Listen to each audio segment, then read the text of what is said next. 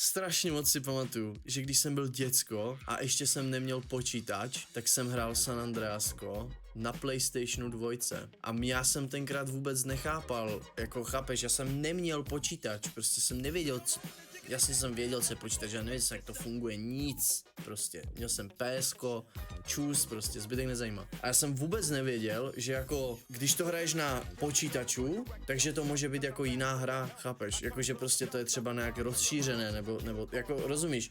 Prostě ta počítačová verze oproti té PlayStationové verzi má nějaké extra detaily, vole, módy, píčoviny, jasné. A kamo, mě furt ve škole spolužák vykládal, že se jako v San Andreasku, že se tam dá šukat. A já furt jako jak, jakože když prostě ty, že tam nabereš tu prostitutku z té ulice, nebo co, jako ne, prostě normálně tam šukáš, prostě normálně. A říká, jak jako, no prostě musíš, vole, jít s tou paní na rande, vole, s týma přítelkyněma a pak můžeš šukat, ne? Že jako jak, jakože jo, však jasně, pak je tam jakoby ta cutscéna, kde jako je záběr na ten barák zvenku a tak se třese ta kamera a dělá to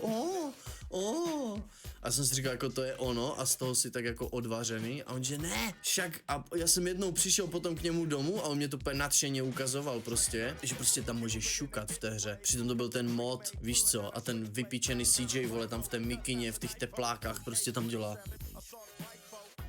Tak.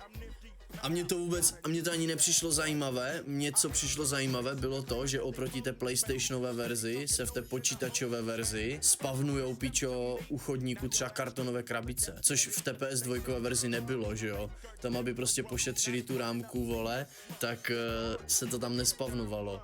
Víš, a na té počítačové verzi za prvé teda lepší grafika, detailnější, že? A za druhé, vole, se tam prostě spavnovaly kartonové krabice a pytle s odpadkama a tak a z toho jsem byl úplně hotový.